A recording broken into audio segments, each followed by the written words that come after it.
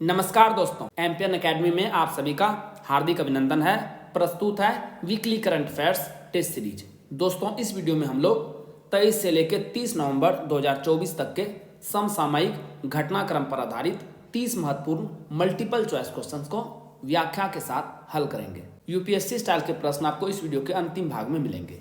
पहला प्रश्न है, किस देश में दुनिया का सबसे बड़ा सोने का भंडार खोजा गया है? In which country has the world's largest gold reserve been discovered? The right answer is option number A. चीन में हुनान प्रांत के पिंगजियांग काउंटी में यह भंडार मिला है और इसमें लगभग 1000 मीट्रिक टन उच्च गुणवत्ता वाला सोना जमा है। यह संख्या दक्षिण अफ्रीका में साउथ डीप खदान में जमा 900 मीट्रिक टन सोने के भंडार को पीछे छोड़ देता है। किस राज्य में प्रागैतिहासिक महापाषाणकालीन पदचिन्हों के 24 जोड़े और एक मानव आकृति की खोज हाल ही में की गई है? In which state 24 pairs of prehistoric megalithic footprints and human figure have been discovered recently? The right answer is option number A, Kerala. Kerala के मडिकई, जो कि कासरगोड जिला में आता है, में खोजी गई ये आकृतियां महापाषाण यानी मेगालिथिक काल की हैं। सभी पश्चिम की ओर इशारा करते हैं, जो संभवतः इनके प्रतीकात्मक महत्व को दर्शाते हैं। अनुमान है कि यह 2000 वर्ष से अधिक पुराना है, जो केरल के ऐतिहासिक आख्यान को गहराई प्रदान करता है। यह कर्नाटक के उडुपी जिले के अवलाक्की पेरा में पाई गई प्रागैतिहासिक रॉक कला से मिलती जुलती है। किस शहर में दुनिया का पहला तैरता हुआ एआई से लैस स्मार्ट पुलिस स्टेशन बनाए जाने की घोषणा की गई है? In which city has the world's first floating AI equipped smart police station been announced to be built? The right answer is option number B, Dubai. इस police station की शुरुआत वर्ष 2026 में होगी। इस प्रोजेक्ट पर दुबई की सरकार 2 अरब दिरहम खर्च करेगी। भारतीय रुपये में 1 दिरहम की कीमत लगभग 23 रुपये है। इस पुलिस स्टेशन से कुल 27 तरह की सुविधाएं मिलेंगी। छठी आसियान भारत वस्तु व्यापार समझौता संयुक्त समिति की बैठक कहाँ आयोजित हुई? Where was the 6th ASEAN India Trade in Goods Agreement Joint Committee meeting took place? The right answer is option number D, नई दिल्ली। यह 15 से 22 नवंबर के बीच नई दिल्ली में आयोजित किया गया। इसके अंतर्गत 8 उप समितियां हैं, जो बाजार पहुंच, उत्पत्ति के नियम, SPS उपाय, मानव और तकनीकी विनियमन, सीमा शुल्क प्रक्रिया, आर्थिक और तकनीकी सहयोग, व्यापार उपाय और कानूनी और संस्थागत प्रावधानों से संबंधित पहलुओं पर बातचीत करती है। पश्चिमी घाट में पाए जाने वाले किंग कोबरा को आधिकारिक तौर पर क्या नाम दिया गया है? What is the official name given to the king cobra found in the Western Ghats? The right answer is option number C, Ophiophagus Kalinga. Karnataka की किंग कोबरा प्रजाति, जिसे स्थानीय रूप से कलिंगा सर्प के नाम से जाना जाता है, को वैज्ञानिक समुदाय में आधिकारिक तौर पर ओफियोफेगस कलिंगा नाम दिया गया है। किंग कोबरा को पहली बार 1836 में डेनिश प्रकृतिवादी थियोडोर एडवर्ड कैंटर द्वारा ओफियोफेगस हन्ना के रूप में वर्गीकृत किया गया था। किंग कोबरा पर 186 वर्षों तक कोई अनुवांशिक अध्ययन नहीं किया गया था, जो कि अब हुआ है। आधारभूत पशुपालन सांख्यिकी 2024 के अनुसार 2023-24 में भारत का कुल दूध उत्पादन लगभग कितना अनुमानित है? According to basic animal husbandry statistics 2024, what is the estimated total milk production of India in 23-24? The right answer is option number A, 240 million ton. मत्स्य पालन, पशुपालन और डेयरी मंत्रालय ने राष्ट्रीय दुग्ध दिवस कब मनाया जाता है? 26 नवंबर के अवसर पर इस सांख्यिकी को जारी किया। यह रिपोर्ट एकीकृत नमूना सर्वेक्षण के मार्च 2023 से फरवरी 2024 के परिणामों पर आधारित है और इसमें दूध, अंडे, मांस तथा ऊन जैसे प्रमुख पशुधन उत्पादनों के रुझान को दर्शाया गया है। यदि आपको 71वीं बीपीएससी के लिए करंट अफेयर्स का PDF चाहिए, यहाँ पर इसकी जानकारी दी जा रही है। लेकिन आइए सबसे पहले जानते हैं कि एमपीएन एकेडमी ऐप ही क्यों? क्योंकि हमने करके दिखाया है। इससे पहले केवल करंट अफेयर्स के PDF हम प्रोवाइड किया करते थे, जिसमें कि आप देख सकते हैं कि किस प्रकार से हमारे हर एग्जाम में लगभग 30 प्रश्न टैली हुए हैं। उसके बाद हमने diamond static GK test series launch किया, जिससे टैली प्रश्नों की संख्या लगभग ऑन एन एवरेज 46 पहुंच गई। 70वीं बीपीएससी के लिए हमने 2 कोर्स और लॉन्च किया, डायमंड स्टैटिक जीके नोट्स और एनसीईआरटी टेस्ट सीरीज, और इस बार टैली प्रश्नों की संख्या हो गई है 90। तो 5 साल 7 exam, consistency at its best and that's MPN academy for you. 71वीं बीपीएससी के लिए हमने टैली टारगेट रखा है 120 का, क्योंकि इस बार लॉन्च हो गया है चैप्टर वाइज एमसीक्यूज और साथ में मिलेगा previous years question paper BPSC के फुल डिस्क्रिप्शन के साथ। साल भर का करंट अफेयर्स आप केवल 18 घंटे में रिवाइज कर पाएंगे। कैसे? वीकली करंट एमसीक्यूज में आपको 50 पीडीएफ मिलते हैं, 6 मिनट लगेगा एवरेज एक पीडीएफ को रिवाइज करने में, तो 5 घंटे में इसे साल भर का रिवाइज कर लेंगे। Monthly current affairs short notes 30 minute लगेगा एक पीडीएफ में, कुल 6 घंटे में इसे आप 12 पीडीएफ को रिवाइज कर लेंगे। बिहार मंथली करंट अफेयर्स, इसमें 14 पीडीएफ मिलेंगे, 30 मिनट का समय लगेगा पीडीएफ में, कुल 7 घंटे में रिवाइज कर पाएंगे। तो कुल 18 घंटे में आप सारे कंटेंट को एक बार रिवाइज कर सकते हैं। Diamond static GK test series में अपडेटेड अल्ट्रा इंपॉर्टेंट 2500 एमसीक्यूज मिलेंगे एक्सप्लेनेशन के साथ। 25 सेट का रहेगा ये टेस्ट सीरीज। एक टेस्ट में 100 क्वेश्चंस रहेंगे, 75 मिनट्स का समय मिलेगा और ये डायमंड स्टैटिक जीके नोट्स वाले कोर्स में आपको ये टेस्ट सीरीज मिलेगा। Diamond static GK notes subject wise PDF notes मिलेंगे आपको इस कोर्स में। एनसीईआरटी और स्टैंडर्ड बुक्स का निचोड़ है ये। फैक्ट्स और कंसेप्ट दोनों इसमें मिलेंगे, diagram, flow chart, pictures, tables and one liners के साथ। कम समय में फास्ट रिवीजन आप इससे कर सकते हैं। इसी कोर्स में आपको diamond static GK test series का अपडेटेड वर्जन मिलेगा। चैप्टर वाइज एमसीक्यूज और BPSC previous year question paper का एक कंबाइंड कोर्स है फुल डिस्क्रिप्शन के साथ। इसमें आपको app based real time test मिलेगा, साथ में पीडीएफ भी प्रोवाइड की जा रही है और BPSC previous year question paper ये भी पीडीएफ फॉर्मेट में रहेगा। 39वीं से लेकर के 70वीं बीपीएससी प्रीलिम्स के सब्जेक्ट वाइज अलग अलग पीडीएफ मिलेंगे आपको फुल डिस्क्रिप्शन के साथ। ऐसा डिस्क्रिप्शन जो कि आपने आज तक देखा नहीं होगा। दोस्तों ये पीडीएफ नोट्स और टेस्ट सीरीज आपको मिलेगा कैसे? गूगल प्ले स्टोर पर सर्च कीजिए एमपीएन एकेडमी, इस प्रकार से लोगो दिखेगा, ऐप को इंस्टॉल कीजिए, ओटीपी के साथ लॉगिन कीजिए। स्टोर सेक्शन में 4 कोर्स आपको मिलेंगे, diamond static GK notes test series के साथ में current affairs PDF, NCERT test series और चैप्टर वाइज एमसीक्यूज और बीपीएससी पीवाईक्यू का कंबाइंड कोर्स। ये सभी कोर्स आपको हिंदी और इंग्लिश दोनों भाषाओं में अलग अलग मिलेगा। कोर्स को सेलेक्ट कीजिए, जैसे ही आप कोर्स पर क्लिक करेंगे वहाँ पर नीचे चले जाइएगा, आई एम इंटरेस्टेड पर क्लिक कर दीजिएगा। आपको पेमेंट लिंक मिल जाएगा मैसेज में और व्हाट्सएप दोनों जगह पर। पेमेंट कीजिए, वहाँ आपको course content MPN academy app पर मिल जाएगा। बायोप्लास्टिक का उत्पादन करने वाली भारत की पहली फैक्ट्री किस राज्य में स्थित है? In which state is India first factory producing bioplastics located? The right answer is option number C, Uttar Pradesh. Bharat के प्रमुख चीनी उत्पादकों में से एक उत्तर प्रदेश के बलरामपुर चीनी मिल्स ने बायोप्लास्टिक का उत्पादन करने वाली भारत की पहली बायोप्लास्टिक फैक्ट्री में 2000 करोड़ रुपए के निवेश की घोषणा की है। इस परियोजना से चीनी उद्योग में विविधता लाने और पेट्रोलियम आधारित प्लास्टिक के लिए बायोडिग्रेडेबल विकल्प पेश करके पर्यावरणीय स्थिरता में योगदान देने में महत्वपूर्ण भूमिका निभाने की उम्मीद है। तुलसी राघवेंद्र हेगड़े का संबंध किस कला से है? Tulsi Raghavendra Hegde is associated with, the right answer is option number B, Yakshagana. 15 वर्षीय तुलसी ने एक अग्रणी यक्षगान कलाकार के रूप में पहचान बनाई है। अभी न्यूज में क्यों है? हाल ही में इन्हें rotary club of Madras east द्वारा यंग अचीवर अवार्ड 2024 से सम्मानित किया गया है। यक्षगान तटीय कर्नाटक का एक पारंपरिक लोक नृत्य है जिसमें नृत्य, संगीत, गीत और विस्तृत वेशभूषा का संयोजन शामिल है।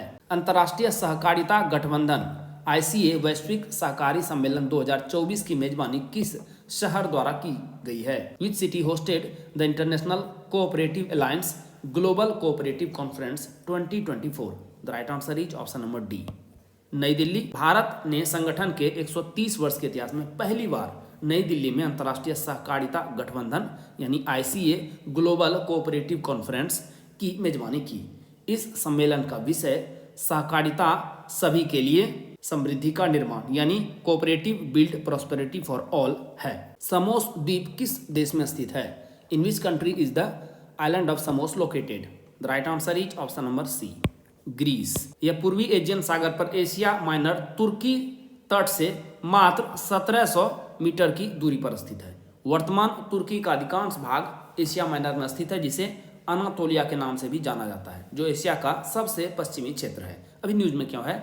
ग्रीक द्वीप समोस के निकट जहाज दुर्घटना में 8 प्रवासियों की मौत हो गई। समोस और आसपास के एजियन द्वीप तुर्की से अवैध संबंध से यूरोपीय संघ में प्रवेश करने वाले प्रवासियों के लिए प्रमुख पारगमन बिंदु है।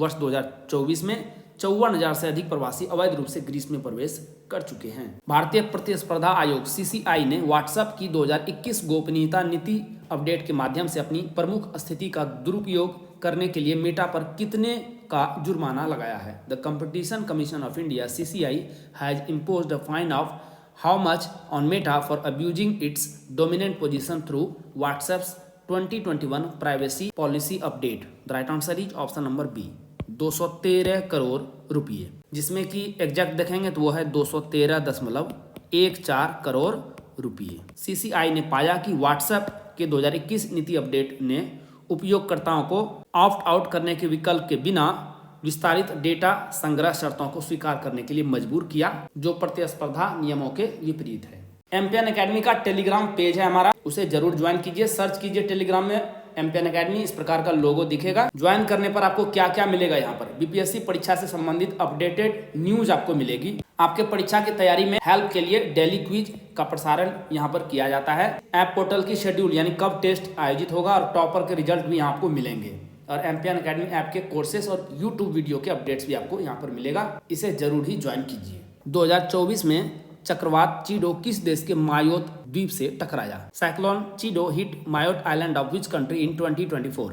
The right answer is option number B, France. चक्रवात चिडो के कारण यहाँ कोहराम मच गया, इससे 1000 से ज्यादा लोगों की मौत हो चुकी है। मायोत द्वीप समूह, यहाँ देखिए, ये फ्रांस का एक पार समुद्री विभाग है जो अफ्रीका की मुख्य भूमि के तट और मेडागास्कर के बीच में ही स्थित है। फ्रांस के गृह मंत्रालय ने बताया कि हिंद महासागर में मायोत में तूफान में काफी नुकसान हुआ है। उष्णकटिबंधीय चक्रवात दक्षिणी पूर्वी हिंद महासागर से गुजरा। महिला जूनियर हॉकी एशिया कप 2024 कहां आयोजित किया गया? Where was the women's junior hockey Asia cup 2024 held? The right answer is option number B, Muscat. इसका आयोजन मस्कट ओमान में हॉकी ओमान स्टेडियम में किया गया। भारतीय जूनियर महिला हॉकी टीम ने एशिया कप खिताब का सफलतापूर्वक बचाव कर लिया है। इसने फाइनल मुकाबले में 3 बार की चैंपियन चीन को पेनाल्टी शूटआउट में 3-2 से हराया और ट्रॉफी पर कब्जा किया। भारतीय गोलकीपर निधि खिताबी जीत की स्टार रही। सैयद मुश्ताक अली ट्रॉफी 2024 किस टीम ने जीती? Which team won Syed Mushtaq Ali trophy 2024?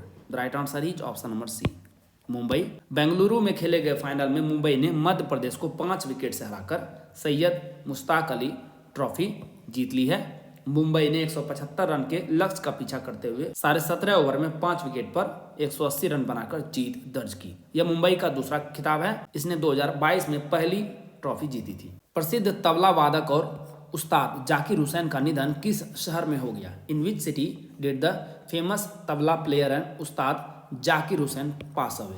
The right answer is option number D, San Francisco. एक साथ 3 प्रतिष्ठित ग्रैमी पुरस्कार जीतने वाले उस्ताद जाकिर हुसैन का सैन फ्रांसिस्को यूएसए के एक अस्पताल में 73 वर्ष की आयु में निधन हो गया। इनको कौन कौन से सम्मान मिल चुके हैं?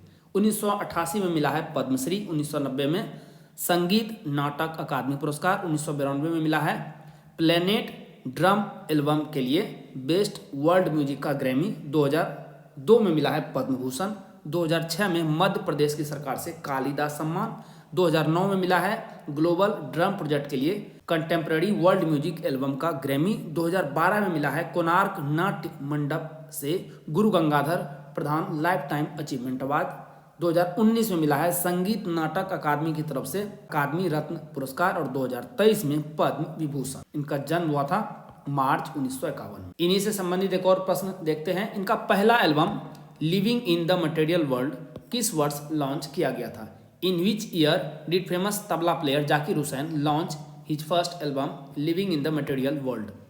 The right answer is option number A, 1973। इन्होंने पहली बार तबला 3 साल की उम्र में छुआ था। 4 दशक पहले जाकिर हुसैन पूरे परिवार के साथ अमेरिका के सैन फ्रांसिस्को में जा बसे थे। वैसे इनका जन्म हुआ था मुंबई में। हुसैन को 4 जीत के साथ ग्रैमी पुरस्कार नामांकन प्राप्त हुए, जिसमें 2024 में 3 जीत शामिल है। रूस के परमाणु रक्षा प्रमुख लेफ्टिनेंट जनरल इगोर किरिलोव किस शहर में हुए बम विस्फोट में मारे गए हैं? Lieutenant General Igor Kirillov, the head of the Russia's nuclear defense force, was killed in a bomb blast in which city? The right answer is option number B, Moscow. रूस की राजधानी मॉस्को में बम धमाके में देश के परमाणु जैविक और रासायनिक रक्षा बलों के प्रमुख लेफ्टिनेंट जनरल इगोर किरिलोव और इनके सहायक की मौत हो गई। विस्फोटक स्कूटर में रखा गया था। आईपीएल इतिहास के सबसे महंगे खिलाड़ी कौन बन गए हैं? Who has become the most expensive player in IPL history? The right answer is option number A, Rishabh Pant. ये जो ऑक्शन था सऊदी अरब के जेद्दा में आयोजित की गई थी, जहां कुल 182 खिलाड़ी खरीदे गए। आईपीएल 2025 की नीलामी में कुल 577 खिलाड़ी शामिल थे। पंत को लखनऊ सुपर जायंट्स ने 27 करोड़ में खरीदकर अपनी टीम में शामिल किया और ये सबसे महंगे खिलाड़ी बने आईपीएल के। सेकेंड नंबर पर इसी ऑक्शन में श्रेयस अय्यर पंजाब किंग्स द्वारा खरीदा गया 26.75 करोड़ रुपये में। भारत के पहले ग्रीन हाइड्रोजन फ्यूल स्टेशन का उद्घाटन कहाँ किया गया? Where was India's first green hydrogen fuel station inaugurated? The right answer is option number A, Leh में। अमर राजा इंफ्रा ने एनटीपीसी लिमिटेड के लिए लेह में भारत के पहले हरित हाइड्रोजन ईंधन स्टेशन का निर्माण पूरा कर लिया है। केंद्रीय बिजली व आवास एवं शहरी मामलों के मंत्री मनोहर लाल ने इस सुविधा का उद्घाटन किया। यह प्रतिदिन 80 किलोग्राम ग्रीन हाइड्रोजन का उत्पादन करेगा। यह सेंटर 5 हाइड्रोजन ईंधन सेल बसों को बिजली देगा। नेटवर्क रेडीनेस इंडेक्स 2024 में भारत की रैंक क्या है? What is India's rank in the network readiness index 2024? The right answer is option number D, 49वां रैंक मिला है भारत को। भारत ने अपनी स्थिति में 11 पायदान का सुधार किया है। एनआरआई 2023 रिपोर्ट में से 60वां रैंक प्राप्त हुआ था। भारत ने न केवल अपनी रैंकिंग में सुधार किया है बल्कि अपना स्कोर भी बढ़ाया है। इस बार भारत का स्कोर रहा है 53.63। ऑक्सफोर्ड विश्वविद्यालय के पोर्टुलांड इंस्टीट्यूट और साइड बिजनेस स्कूल द्वारा प्रकाशित इस इंडेक्स ने लगातार तीसरे वर्ष अमेरिका को पहला स्थान दिया। ब्रह्मोस एरोस्पेस का नया प्रमुख किसे नियुक्त किया गया है? Who has been appointed the new chief of BrahMos aerospace? The right answer is option number T, doctor Jayateertha Raghavendra Joshi. इससे पहले ये DRDO doctor APJ Abdul Kalam missile complex के प्रोजेक्ट डायरेक्टर थे। ब्रह्मोस एरोस्पेस भारत और रूस का संयुक्त रक्षा उद्यम है। इसका मुख्यालय नई दिल्ली में है। यह क्रूज मिसाइलों का निर्माण करता है। भारतीय अंतर्राष्ट्रीय फिल्म महोत्सव में किस फिल्म को गोल्डन पीकॉक पुरस्कार प्रदान किया गया है? Which film has been awarded the golden peacock award at the 55th international film festival of India? The right answer is option number A, toxic. 28 नवंबर को गोवा के doctor Shyama Prasad Mukherjee indoor stadium में 55वें अंतर्राष्ट्रीय फिल्म महोत्सव का भव्य समापन हुआ। लिथुआनिया की फिल्म टॉक्सिक को सर्वश्रेष्ठ फिल्म का प्रतिष्ठित गोल्डन पीकॉक पुरस्कार दिया गया। रोमानिया के निर्देशक बोगदान मुरेसनु को इनकी film the new year that never cam के लिए सर्वश्रेष्ठ निर्देशक का सिल्वर पीकॉक पुरस्कार मिला। लास वेगास ग्रैंड प्रिक्स 2024 का F1 टाइटल किसने जीता? Who won the F1 title of Las Vegas Grand Prix 2024? The right answer is option number D, Max Verstappen. Red Bull के मैक्स वेरस्टेपेन ने लास वेगास ग्रैंड प्रिक्स में मैक्लैरेन के Lando Norris पर अपराजेय बढ़त हासिल करने के साथ ही लगातार चौथी बार फार्मूला 1 विश्व खिताब जीता है। वो इतिहास में 4 या अधिक खिताब जीतने वाले छठे ड्राइवर बने हैं। ऑनलाइन लर्निंग प्लेटफॉर्म एकलव्य किसके द्वारा लॉन्च किया गया है? Online learning platform Eklavya has been launched by the right answer is option number A, रक्षा मंत्रालय। भारतीय थल सेना प्रमुख जनरल उपेंद्र द्विवेदी ने भारतीय सेना के लिए एकलव्य ऑनलाइन डिजिटल प्लेटफॉर्म शुरू किया है।